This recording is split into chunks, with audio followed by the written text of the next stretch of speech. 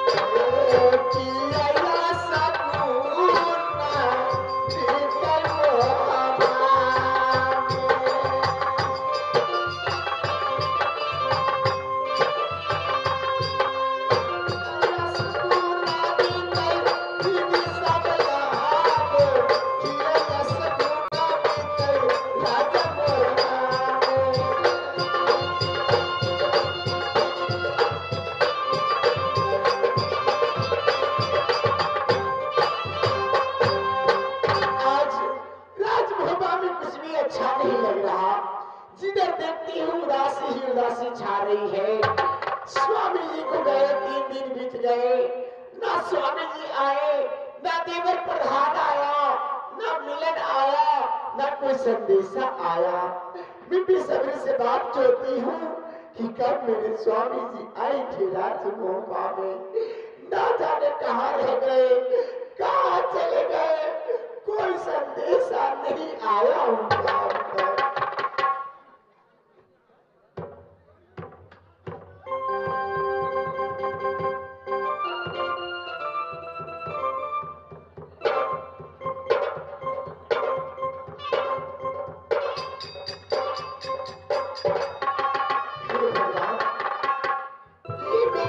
रही हूँ मेरे स्वामी जी का मिलन, जो हमेशा मेरे स्वामी जी के साथ आगे आगे बॉडीगार्ड का काम करता था, आज वो कुत्ते का रूप बनाकर मेरे महल में आया।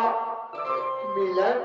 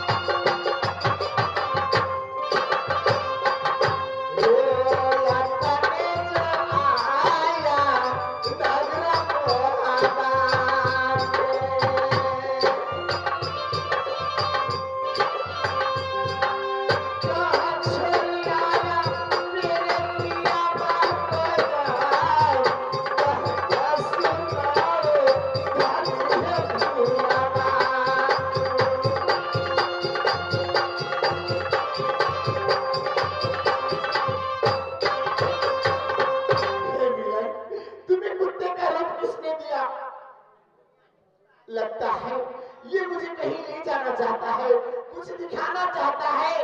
ये बेजुबान जानवर कुछ बोल नहीं सकता, इसलिए दांतों से मुझे खींच रहा है। मैं देखती हूँ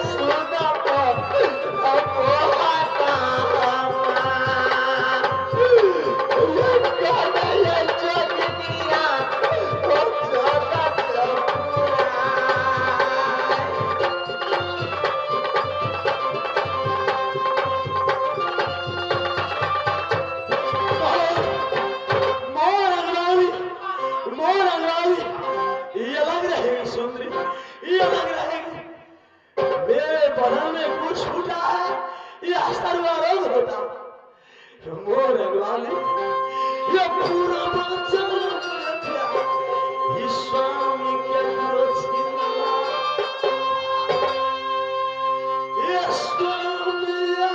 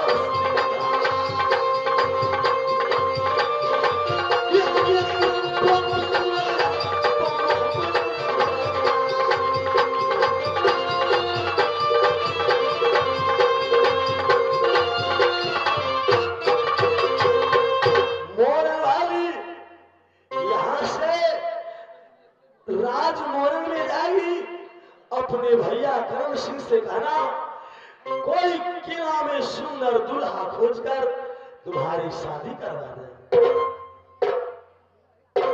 स्वामी जी ये आप कैसी तीखी तीखी बातें बोल रहे हैं कि ऐसी संकट की घड़ी में मैं अपने नैहर चली जाऊं। स्वामी फिर औरत की मान मर्यादा का क्या होगा? ऐसी समय में आपको छोड़ दूं ऐसा नहीं हो सकता। लेकिन स्वामी ये सब कैसे हुआ? आप तो गए थे शिकार करने के लिए। मोरन वाली उड़न में शिकार खेल रहा था।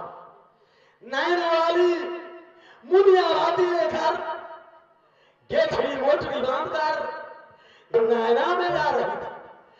मैंने हंसकर बोले कि भाभी जी प्रणाम, पैदल भाव कहाँ जा रही है? नैना वाली बोल गई कि देवर जी मेरी माँ बीमार है, मैं नैना में जा रही हूँ। मैं उन्हें बोले कि भाभी जी बड़े लाद है बड़का का, गधा को क्या है लाद, शेख दूजा राजपूत का क्या रहेगा मर्द की नाम। चलेगी राज मोहब्बा, सुंदर डोली साथ दूंगा, डोली में तुम बैठेगी, डोली की साथ साथ उड़ल राज नैना में जाएगा। एक नहीं मानी। मैंने उसे पूछा कि भाभी जी तुम्हारी भैया छोटक सिखाया तो नहीं, क्या मेरे भैया आदेश दिया? नागिन बोल गई कि चुप रहिए देवर जी, चुप रहिए देवर। आपका भैया क्या आदेश देगा मुझे? भैंस का पारा गाल फुला कर खाता, गाल फुला कर खाता। मोर वाली ये भाई आया पकड़ना हुआ जब आरंदा ये कुआं में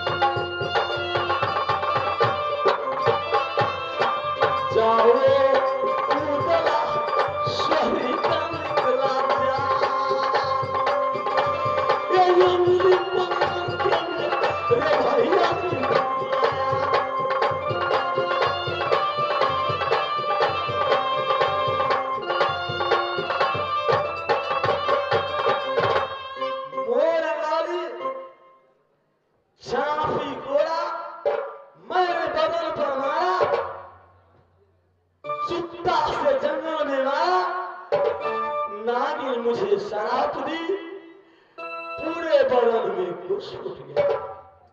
स्वामी आप चलिए राजमोहन में, वहां जाकर मैं तन मन धन से आपकी सेवा अर्चना करूंगी, आपको किसी चीज की तकलीफ नहीं होने दूंगी, ये बीमारी जल्द ही ठीक हो जाएगा।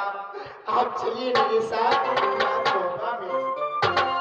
मोर वाली हो सकता नागिन सोना भैया जी से उल्टी पुल्टी कहानी सुना होगी।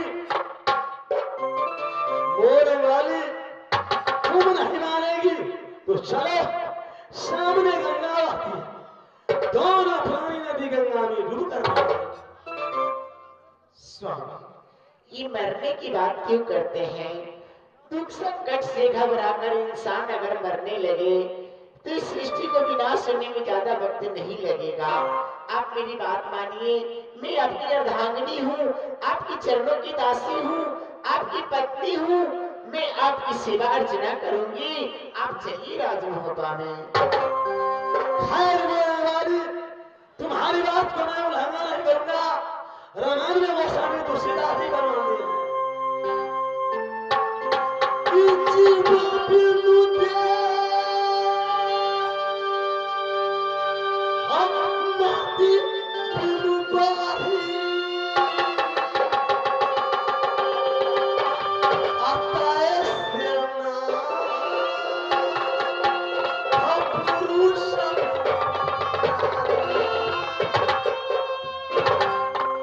जिस नारी की पुरुष नहीं वह नारी बेकार है, जिस पुरुष को नारी नहीं वह पुरुष बेकार है, जिस नदी में पानी नहीं वह नदी बेकार है। चलेगी मोर वाली, संग में जिएंगे, संग में